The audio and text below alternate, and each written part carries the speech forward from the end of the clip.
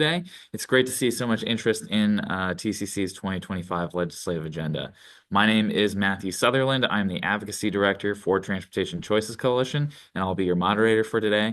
I want to give a shout out to Downtown on the Go for letting us borrow their offices today. So thank you to Laura and the rest of the Downtown on the Go team. Before we begin, I'd like to take a moment to acknowledge that we are gathering today virtually. Our panel is joining us from unceded lands in the Pacific Northwest. We are calling in from the traditional homelands of the Puyallup tribe. The Puyallup people have lived on and stewarded these lands since the beginning of time and continue to do so today. We recognize that the land acknowledgement is one small step towards true allyship, and we commit to uplifting the voices, experiences, and histories of the indigenous people of this land and beyond. All right.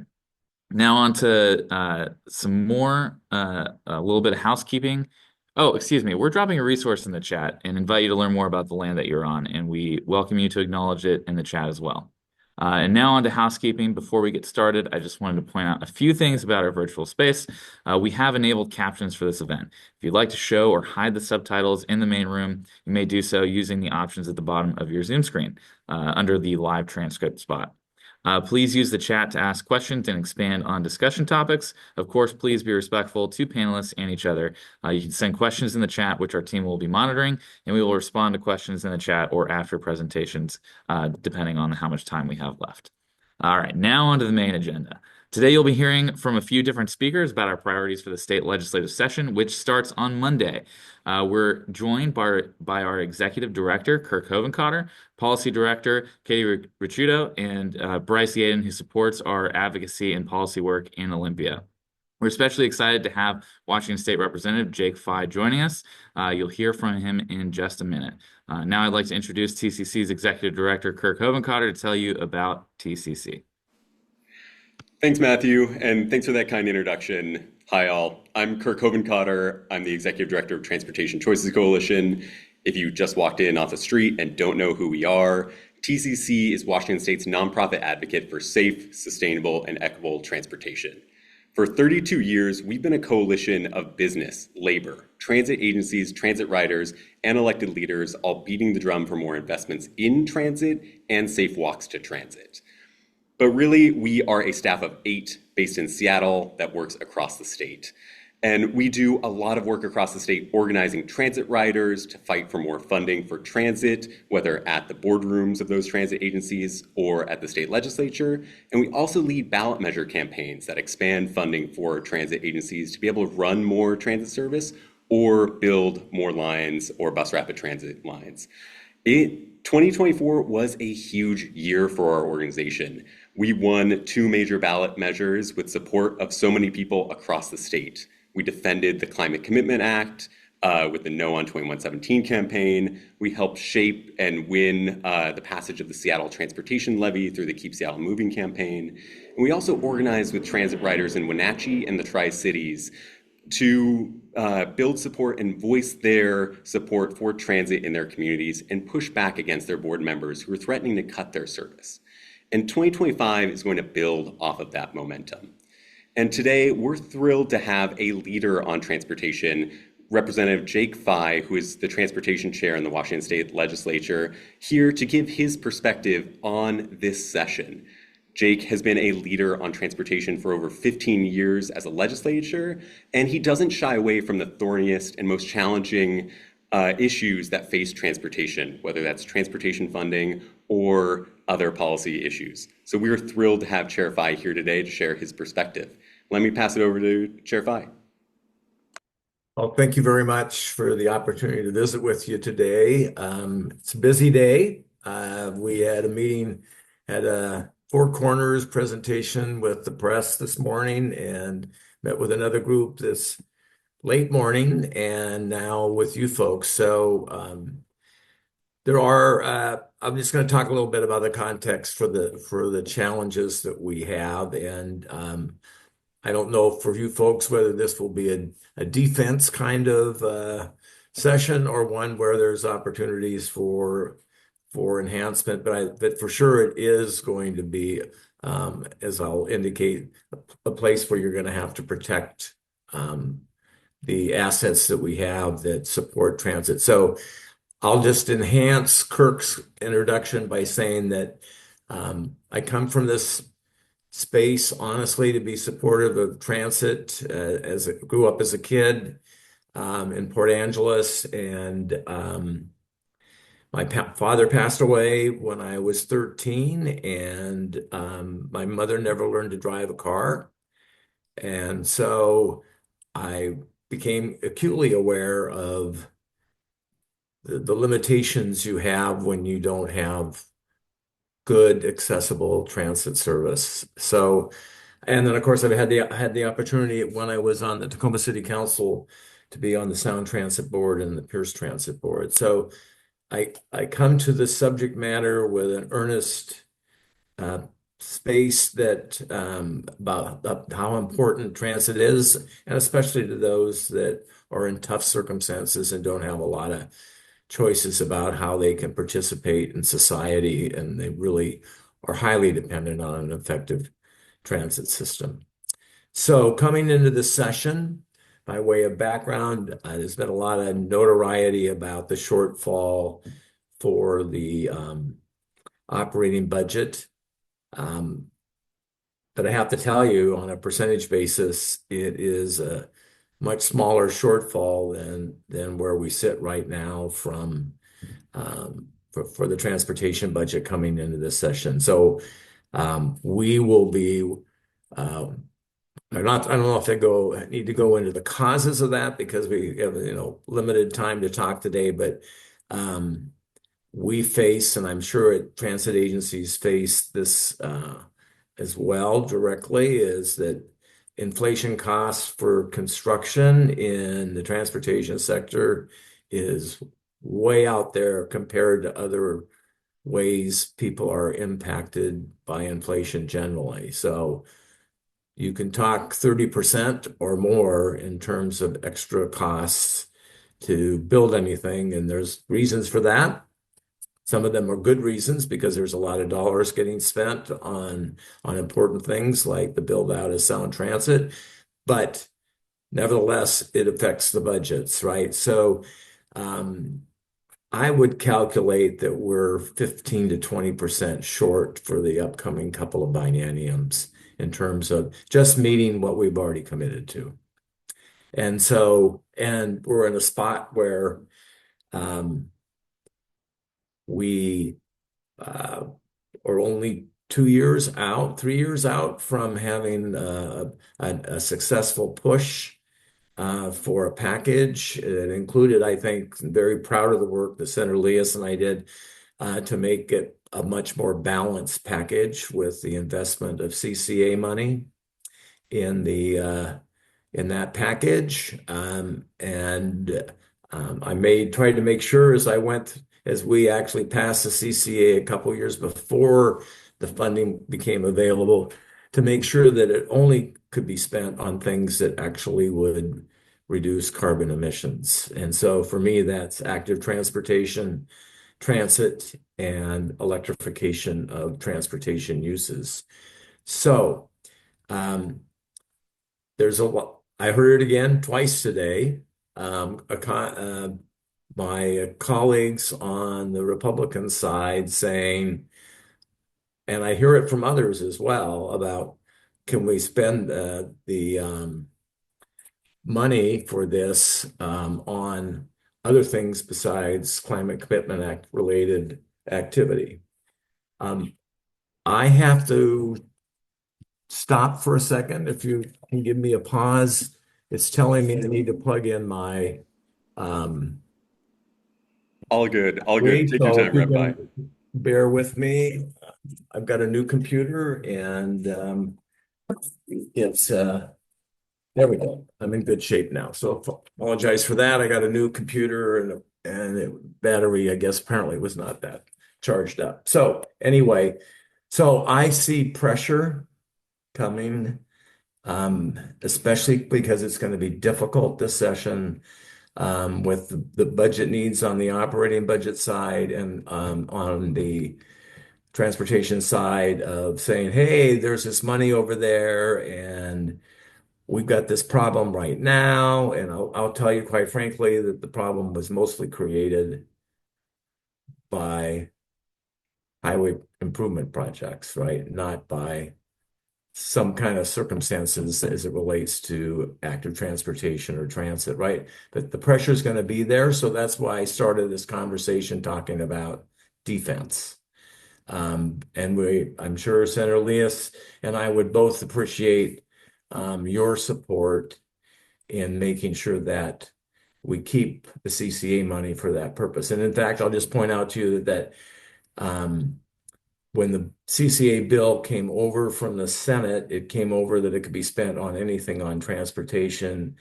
And with the help of Representative Fitzgibbon, we amended it to be restrictive, right? We did that for a couple reasons. One is that we've had very hard times in terms of getting to a place where we could adequately support active transportation and transit, and we need to do that. And so the money that's collected in with the gas tax is restricted and can only be spent on highway improvements and preservation of roadways. So I thought it was only fair that this money should be protected, right? So that but I would I'm sure that there was going to either be bills introduced or an effort to take some of that money and spend it on something else. And I would say for you folks, I'd make sure I had conversations with the people in the governor's office as well. I wouldn't take anything for granted going forward. And you know, that's one of the upsides is you get new thoughts and energy from having a new executive being governor. On the other hand, there's a learning curve, right? And there's a lot of history as to why we did what we did to protect that CCA money. So I expect that to be a big deal. I'm also working on it'll be either legislation or it will be work in terms of the budget. But in a bill that I did in 2019, the Green Transportation Bill, we set aside money to support transit for electrification. The revenue for that expires with the end of this biennium. And while we did put additional money from the CCA for that purpose, I'll be working with stakeholders to really in the what I would call the space of passenger vehicles and heavy duty vehicles like buses that we need to talk about what the priorities need to be for investments with CCA money and with our multimodal money as we come into this time frame, and or whether we need to extend the dedication of the funds that we have in the way that we have in the past. But the bill does expire, so I'll be working on that, and I'm sure we'll get some good engagement from TCC in that regard. The other thing I should talk about is safety. I'm looking forward to seeing how that plays out this session, where we've made some advances. More work needs to be done, and the need is still there. I hear about it all the time in my local area down here in Pierce County, and what's happening across the state. And we're unfortunately still losing a lot of people through for a variety of reasons. Sometimes it's the neglect of the individual involved of not paying attention, and sometimes it's a driver problem, and sometimes it's a structural infrastructure problem that helped lead to these very unfortunate situations. So you'll see some things going forward.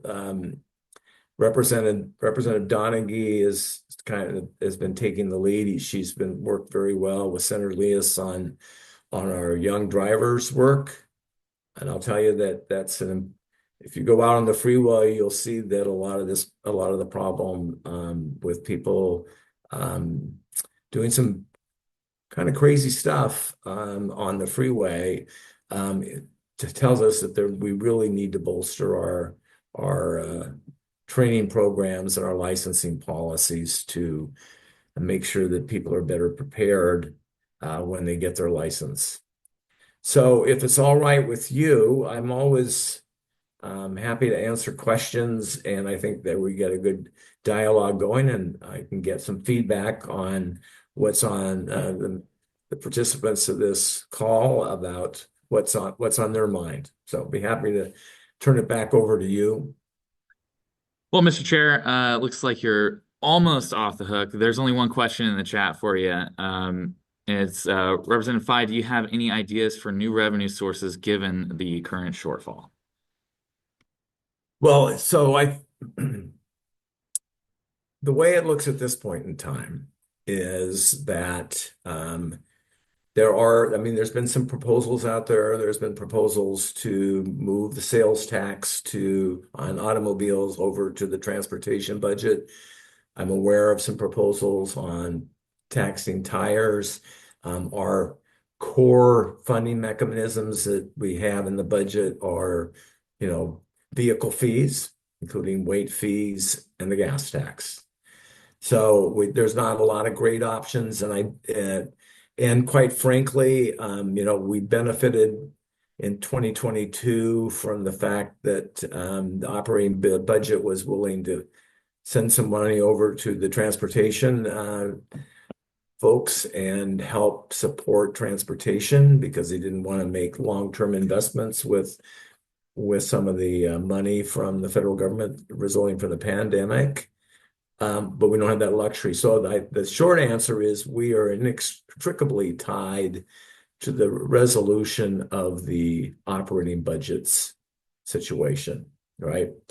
In dollars, it's not as much on our side, but in percentage, it's a big deal. And what we'd have to do to have a no revenue budget is going to be hard for many people to swallow. And like I said, there are some risks out for people who are supportive of transit to make sure that's not the place that we're cutting, right? So, but I'm sure there'll be people who will say, well, everybody needs to feel the pain.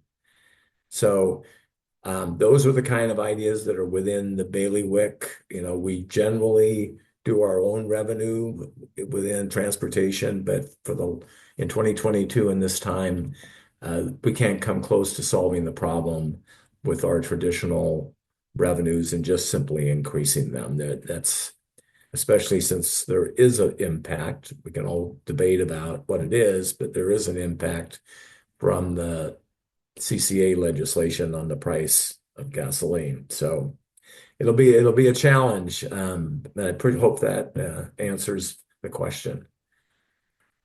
Chair Fye, we had one question from the registration form about the road usage charge. One person wanted to know what's the status of the road usage charge and possible future of this funding source. Yeah. So during this interim period, I have been working with Representatives Hackney and Rammel, as well as Senator Ramos, working a lot of stakeholder meetings, including folks from TCC, about how we would structure a road usage charge. We have one more stakeholder meeting, I think the first week of session, but it's a long-term situation. I'm reminded of the fact that actually, if people step back and thought about it, the gasoline tax is a road usage charge, right?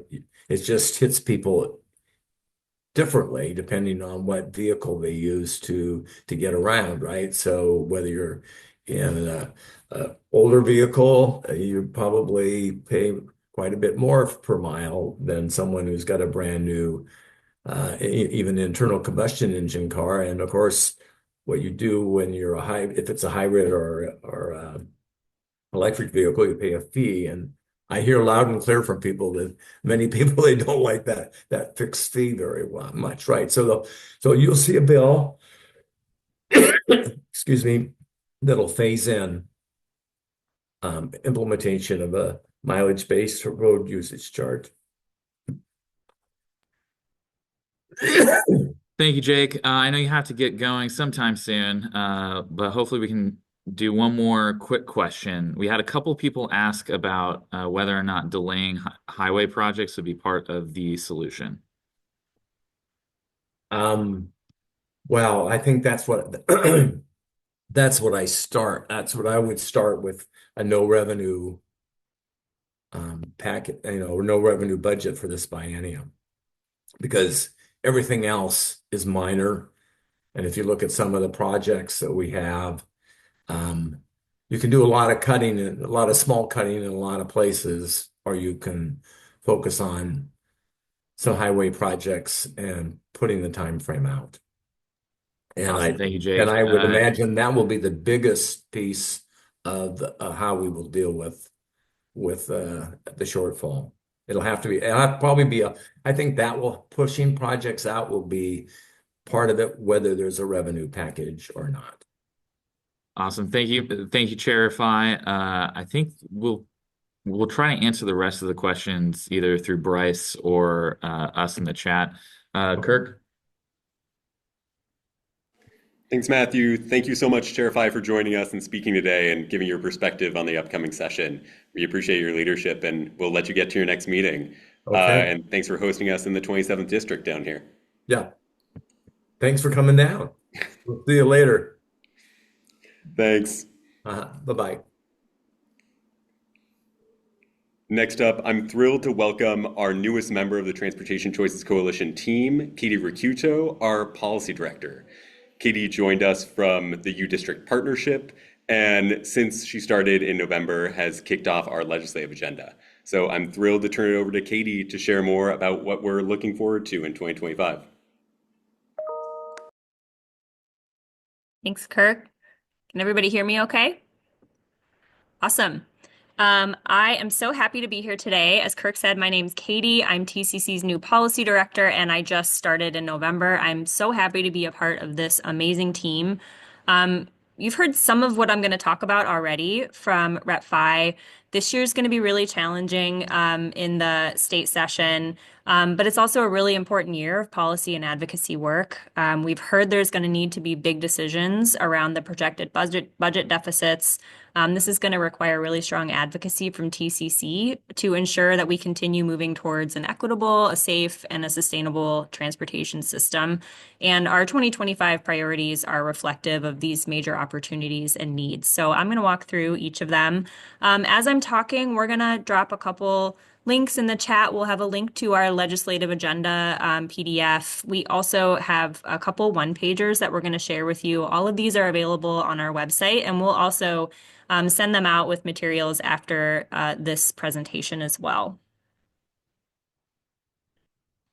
So one of our top priorities this year is defending Climate Commitment Act funding. Rep. Phi talked about this, but the CCA supports more frequent transit service. It supports paratransit service, complete streets, youth ride free, and so many other programs. It was one of the most transformational wins we had, and it was done in partnership with a huge coalition of advocates. And then this past November, we saw that voters really want to continue this investment through the defeat of Initiative 2117. With the projected budget deficit this year, elected officials and senior representatives may be eyeing these investments for other uses. And we've already talked to voters about preserving this funding. People want it to be preserved, and we're going to continue to advocate for that.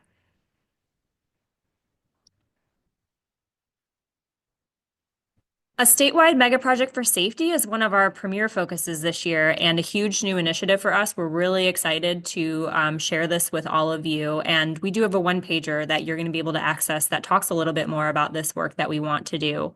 2023 was one of the most dangerous years on record for pedestrians in Washington state, and 47% of pedestrian fatalities were on state-owned roads.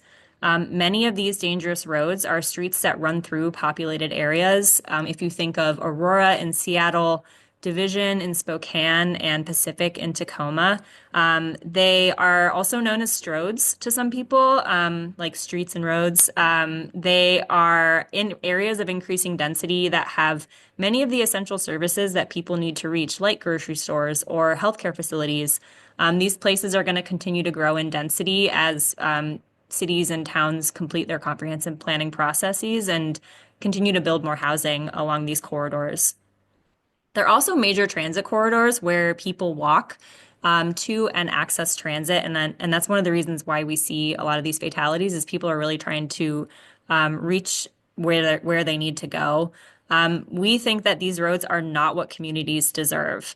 We know that WashDOT can do big things through mega projects. We've seen it with projects like the 520, and we want to bring that capacity to fix these roads. So we're asking for a significant investment of $1.5 billion over 10 years to improve safety, pedestrian access, transit access, and the design of these roads.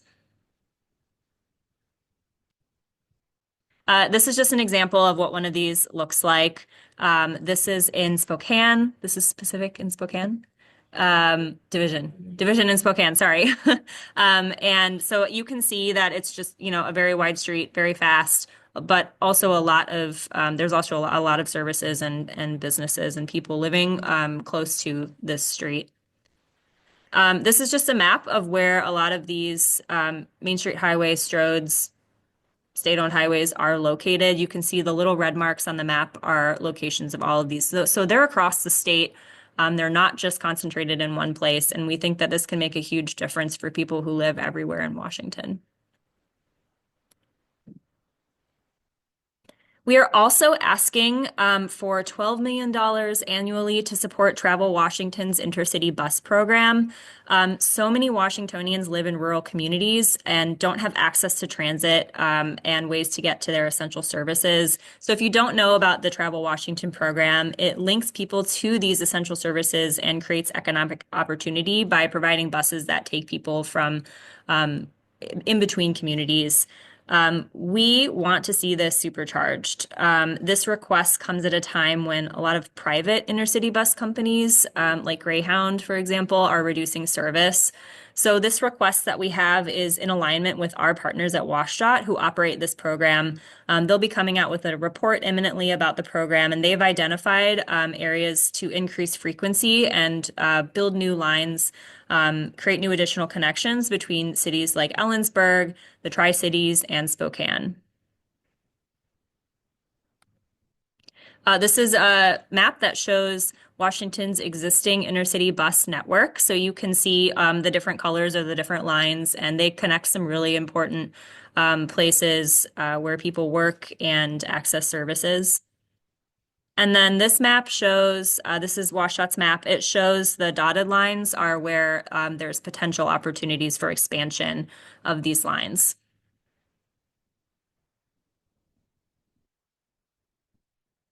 Okay, next, we also want to make sure that we fix the transportation infrastructure that we have. WashDOT Secretary Roger Millar always likes to say that we are on a glide path to failure on our road maintenance.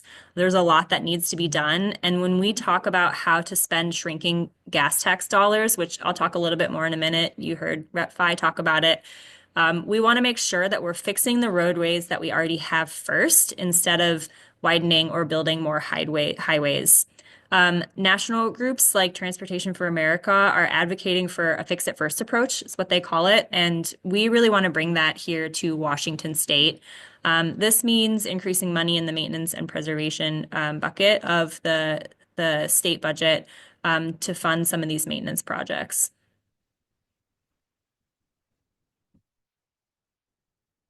We've already talked a little bit about the road usage charge. Rep. Phi talked about it. We can answer more questions about this when I'm done, but we need to think about this as a way to generate progressive revenue long-term in the state. We have more and more EVs on the road, and we want to make sure that they're paying their fair share for usage of our roads as well. We also want less miles driven, and we want to prioritize fairness and make sure that people with more money in their pockets are paying more than those with less in terms of how this road usage charge is designed. We also want to make sure it doesn't have the same restrictions as a gas tax, and which goes to fund, highway maintenance and buildings. So we want to make sure that this pays for things like public transit and bike infrastructure across the state. So this year we'll continue working with legislators like Rep. Phi and others to envision an equitable road usage charge for the future. This is a really hard challenge. It's going to be really, really hard, but we think that something like this could position Washington State as a leader in this type of progressive revenue generation nationwide. And finally, we know that safety on public transit continues to be on people's minds, especially in light of the tragic murder of King County Metro operator Sean Yim just this past December.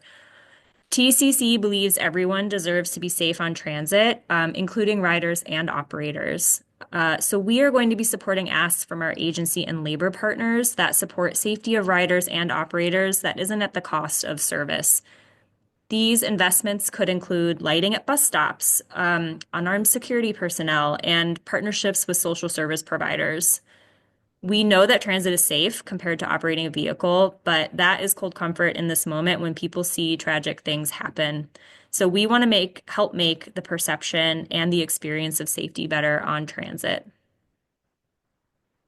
Okay, that is our legislative agenda. There's also going to be, additional partner work that we will be supporting as the session progresses.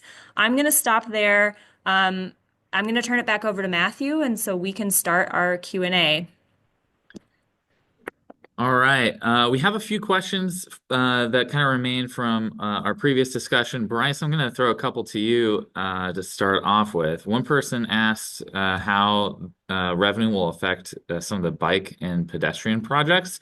And then someone else asked if the SEPA reviews can be reformed to lower the barriers to start transit projects. Yeah, so I think that, on the bicycle, pedestrian, and transit projects that are funded through Move Ahead, all of that money is still good and we're fine. We haven't been, while we are watching the CCA revenue in totality, there's less of a concern for actual impacts and lost projects there. That has been allocated. The transportation budget gets their cut of the revenue coming in from the CCA, and that's how all of those projects are funded. When Representative Phi is talking about kind of like the shortfall, the structural shortfall would be in the capital program of WashDOT, which is mainly highways and maintenance. So that's what he's talking about. In terms of new revenue, you heard a number of revenue sources from Representative Phi talking about the sales tax from vehicles, tires, a road usage charge. As you've heard us talk prior, I think our long-term goal is to fund the transportation system holistically, and instead of making sure or putting restrictions on what funding sources they can be used. CCA, you have to reduce greenhouse gas emissions and a whole host of other things because that was the intent of it. But we're making sure that any of these new revenue sources that get discussed are flexible enough to be used for new bike and pedestrian projects, new safety projects that would prioritize transit and bike ped stuff. So I think that's how we're kind of addressing a lot of those issues in any new revenue source.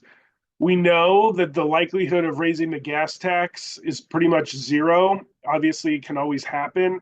But with the declining revenue source that we have, the addition of electric vehicles and more fuel efficient vehicles, that movement away from the motor vehicle fund being specifically 18th Amendment protected as it was under a gas tax, we just have to ensure that new revenue sources don't get pinged to that. So I think that's the first piece. The second one, in terms of how we look at transit projects and how we can cut down kind of on this one government agency paying another government agency to have the ability to function within there. There has been a number of conversations ongoing. We know that in terms of SEPA, there's two two sections to SEPA. There is the built environment piece, which is things like impacts to parking, impacts to people's buildings, and stuff like that, or roadways.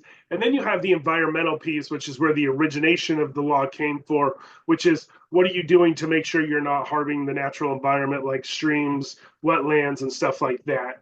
There has been a conversation has started on the second half, which is that built environment piece on how do we make sure permits are getting out the door to Sound Transit without all of the additional requirements for the review or the changing in the built environment that have been added on over the years. So that conversation is ongoing. I don't know how likely it's going to be taken up in earnest this year, but it is one that has started seeing how we can go all the way back to the history of Sound Transit, where every jurisdiction a lot of jurisdictions do view them as an opportunity to get projects done that they want done that have nothing to do with or have a tenuous connection. So I think there's a conversation. I don't know how far along it is at this point. We are interested in having a conversation on the built environment and how that could be impacted. All right, Bryce, here's a good question about sort of the revenue that's coming in from the CCA. Brock wanted to know, did the latest carbon auction bring expected CCA revenues up to the levels expected for the CCA investments? It did not right away. So we knew that the auctions going into the November election were going to be down because of the anticipation for potential not needing those credits anymore, right? If the election went the other way, they wouldn't need those credits. So a lot of folks didn't do it. It didn't quite rebound as quickly as anticipated. So some of those are down. The conversation isn't about the long-term loss of those funds. It's a short-term gap that will be made up over the long term because of how the program works, in which you keep ratcheting up and you remove the amount of credits available, so the auctions will continue to get higher. So I will just say that, I think we're looking at it from like a 6-month time frame of, are there grant programs or other things that haven't started yet that could be partially delayed? But I wouldn't even assume that. I would say that in the trajectory over a 2-year biennium, the money will be there when we need it to be there.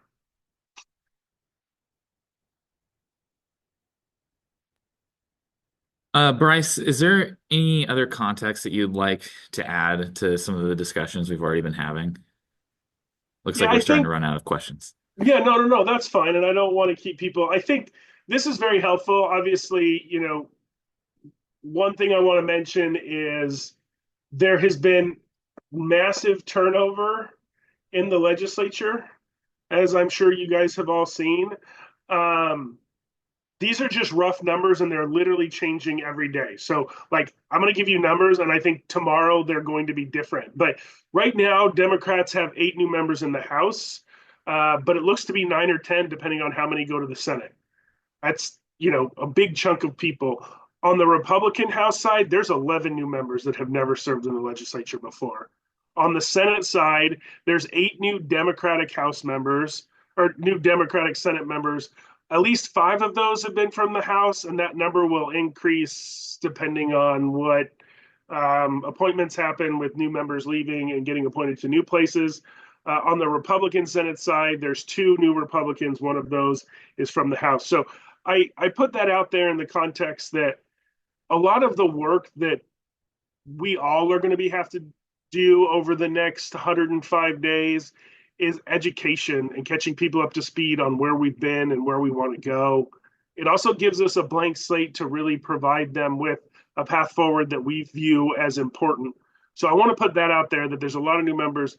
I also can't get past that we have a brand new executive who is stepping into a job, hiring a bunch of new people, and they're trying to get up to speed as quickly as possible. They've announced the policy advisors for Governor-elect Ferguson, so we're going to start seeing those. I know that we have meetings set up or have had meetings with a number of them to talk through priorities. We have a new WSDOT secretary that's coming in that is just appointed, I think, yesterday or the day before. So in the context of like how session's going to be, a lot of education, a lot of outreach, a lot of help to get members up to speed. I also want to say that Jake was very kind on like budget shortfall stuff. The operating budget has a lot of problems.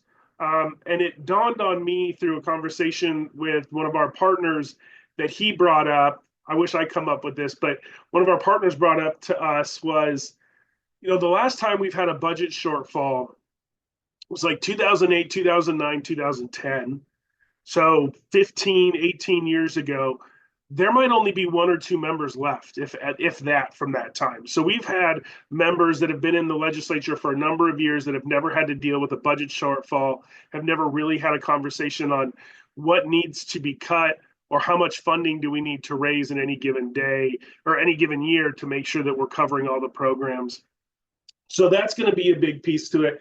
And the final piece, which I don't like to harp on, but the changing of the federal government and the focus that they're going to have on things like transit and bike ped and safety and what safety actually means, where for us it means safety on our roadways for all users, but it's not going to be that way. So I think that there's just a lot of context that we're going to have to wade through, that the legislature is going to have to use as inputs into understanding next steps. And especially on the federal side, when we're talking about social safety nets, helping lower income families, children, the homeless, the state's going to have to step up. So that makes our budget deficit maybe a little more, maybe a little bit larger, or at least one that we have to tackle and ensure that we're protecting the most vulnerable in Washington. So I want to put that out there, that there's a lot to have happen in 105 days. And let's hope that we can get it done in 105 days. Bryce, thank you. We have a question from previous TCC alum, Kelsey Mesher, who wants to know if there are any major shakeups on the transportation committees and how are they looking this year? There's going to be a lot of new members on the transportation committees. I was looking at them from both chambers as I was going, and now I can't find them. But obviously, someone like Senator Ramos was a previous vice chair of the House Transportation, but he's now vice chair of Senate Transportation. We still do on the Senate side have a number of people that have been there before. The likes of Senator Lovick and Senator Lovelet have stayed on, but there'll be new members on transportation on the Senate side. And on the House side, I would say there's even more. I do want to say that as new members come in, we've seen them have a different view and a more holistic view of transportation to ensure that safety is our number one priority, and that bike ped and transit are an option for everybody to get around. So I think that as we see the changing, we're actually seeing it get stronger in the context of people wanting to expand transportation options across the state. But I think there's going to have to be a lot of education, because there are a lot of new members, especially on the House side. We do have a core group of people that have stayed on the House Transpo Committee that have done good work and will continue to. And there'll be new people that I think will step in and do great work. All right, I think we have just a couple more for you, Bryce. One about how or different players in transportation, what highway construction lobbyists play in shaping transportation policies, and how does TCC engage with them? That's a good question. And Bryce, I'm happy to jump in on this one. And Brad, this is a great question. And one reason why we're really excited about the mega project for safety is these are big projects. You look at the investment that is being made on Aurora, that was a $50 million allocation from Reuven Carlyle to work on Aurora in the 2022 transportation package. In the Seattle Transportation Levy, we want another 30 million for that project. These are big projects that will put people to work across the state. And these are projects that build the things we're excited about: sidewalks, crosswalks, median islands, bike lanes, bus lanes, better bus stops, things that speed up transit service and are proven to make our roadways safer.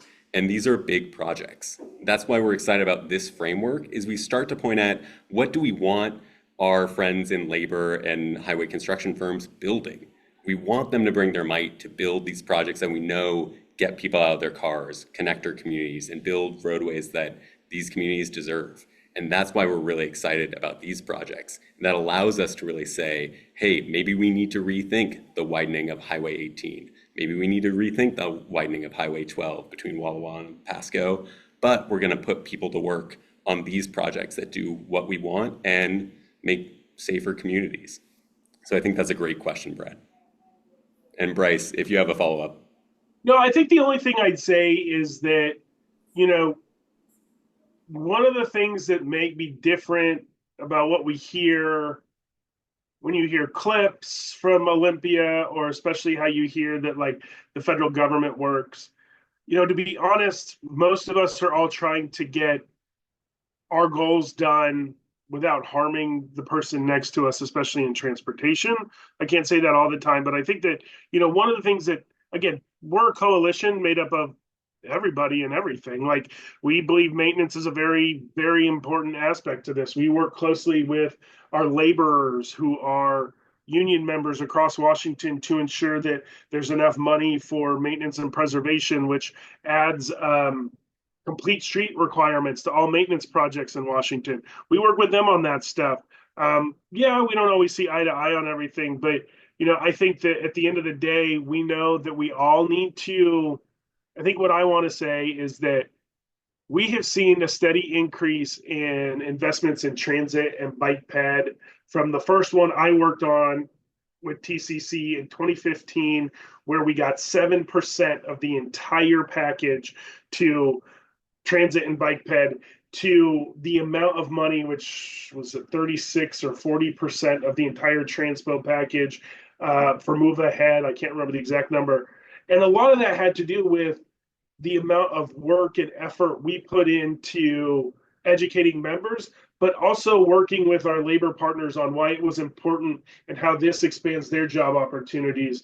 You think about electrification, you know, the IBEW is a big one that we work with on transportation to support infrastructure in regards to EVs and stuff. So, you know, everybody has their thing that they want, but I think at the end of the day, we try and work together to make sure that we have a strong basis to work together. And again, as I know that Kirk always says, you know, we care about the whole continuum of transportation. We're not going to walk away from that. And that's a good thing to help us work with our partners. All right, Bryce, last question for you for today. What is your sense of Governor-elect Ferguson's priorities for transit and transportation issues? So he did release, I just got a budget document that was sent to legislators earlier today about like a public document. It should be up on his website soon. But generally, you know, I think a lot of the things is he wants to ensure that we are, especially on transportation side, addressing shortfalls to get everything back on track. And then the final piece would be to, you know, he did a big focus on ferries, which we know has been a point of emphasis over the last few years. So, you know, from his first release, I think those are the things he's focusing on, is making sure that the projects that we've agreed to are getting done, you know, help address the ferry situation, which I know that the legislature has put a lot of effort into over the last few years, and they're going to continue to do so. Funny enough, I just got off the phone before this with Senator Lovelit, talking about the ferry system and the work she's been doing all of these years to ensure that we have crews, we have boats, and all that stuff. So I think that's his take. You know, it's going to be a lot of wait and learn. He's been very clear that he's reviewing everything, and it's going to take some time for his priorities and where he lands on stuff to get about. I also think that we have really strong leaders in the House and Senate on transportation, and we're going to continue to lean on those leaders to make sure that our priorities are maintained regardless of how others feel. They've made those investments. We know those investments aren't going away, and we, have a lot of commitments, as you heard from Rep. Fye and others, to try and keep expanding those options. So, I think a lot to be seen in the next, month. I think over the next month we're going to see a lot more of where Gov-elect Ferguson's going to land on stuff. Awesome. Thank you very much, Bryce. If you haven't met Bryce before, he is one of the smart subject matter experts on all things in Olympia related to transportation. So if you're around Olympia this year, make sure to stop by and say hi to him. I think that's all the time we have for questions for today. Before you go, we have a few ways that you can stay involved in this year's legislative process and Transportation Choices work. We send out a weekly dispatch, which covers the major legislative updates during session. You can sign up using the link that we just put in our chat and get those weekly updates. Finally, we encourage you to support Transportation Choices Coalition. We rely on the generous support of people just like you to make this critical work possible. So please consider making a contribution today. Every bit helps. But thank you so much for joining us, and I hope you have a great evening. Get those last full nights of sleep in before the legislative session starts, and we will see you on Monday. Thanks all.